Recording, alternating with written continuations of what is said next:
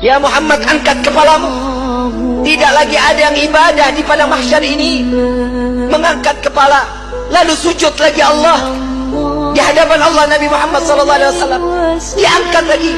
Wahai kekasihku, angkat kepalamu. Sudah tidak ada lagi yang ibadah di padang mahsyar ini.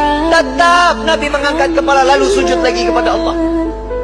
Sampai terakhir, apa yang kau inginkan wahai kekasihku? Ya Allah, selesaikan siksaan padang mahsyar. Biarkan mereka, masukkan mereka ke mizan penimbangan amal baik amal buruk mereka. Ya Muhammad, engkau meminta tanpa sujud kepadaku, aku akan memberikan apa yang kau inginkan.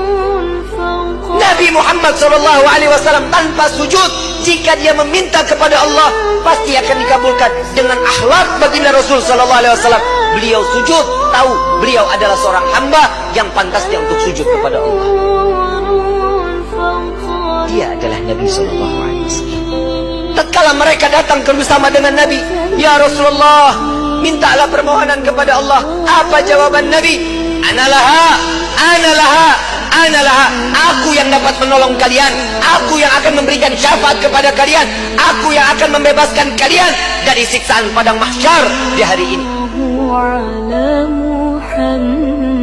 Saat dia meminta selesai padang mahsyar, masuk mereka semua ke mizan.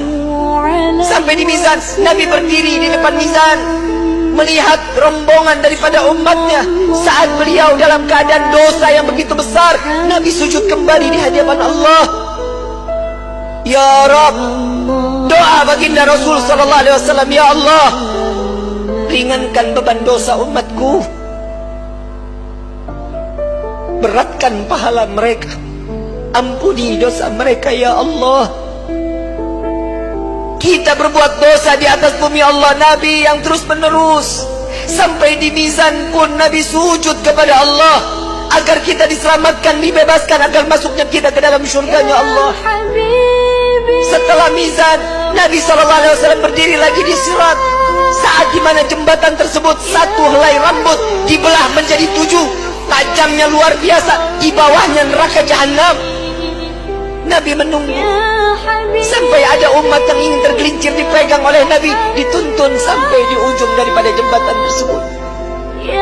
Nabi menjaga umat sampai saat di dalam surga kelak, Nabi berdiri di depan pintu surga, tidak masuk ke dalam pintu surga, menunggu satu persatu agar masuk, mereka dimasuk ke dalam surga. Sampai di dalam riwayat Siti Fatimah bertanya, ya Rasulullah, untuk apa kau berdiri di depan pintu surga? Aku menunggu umatku. Jika satu yang tertinggal belum masuk ke dalam surga, maka aku tidak akan pernah masuk ke dalam surganya Allah. Huwa Muhammad, dia adalah Sayyiduna Muhammad.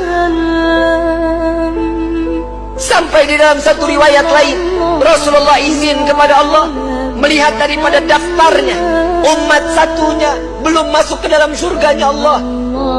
Nabi berbincang kepada Allah, ya Rabb, izinkan Muhammad untuk memeriksa neraka.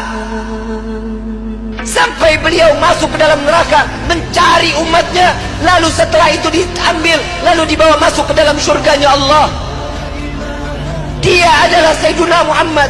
Dia adalah pemimpin kalian. Dia adalah Nabi kalian. Dia adalah Rasul kalian. Tidakkah kalian malu tatkala kalian berbuat dosa di hadapan Allah?